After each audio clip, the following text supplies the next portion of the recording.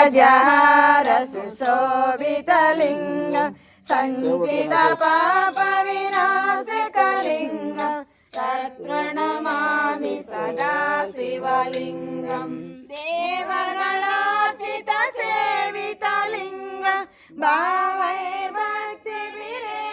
च लिङ्गं दिनकरकोटिप्रभाकरलिङ्गं तत्प्रणमामि सदा शिवलिङ्गम् अष्टदलोपरिवेशितलिङ्गं सर्वसमुद्रवकारणलिङ्गं शिष्टदरिद्रविनाशकलिङ्गं तत्प्रणमामि सदा शिवलिङ्गं सुरगुरुसुरवरपूजितलिङ्गं सुरवरपुष्पसदार्चितलिङ्गं परमपदं परमात्मकलिङ्गं तत्प्रणमामि सदा शिवलिङ्गं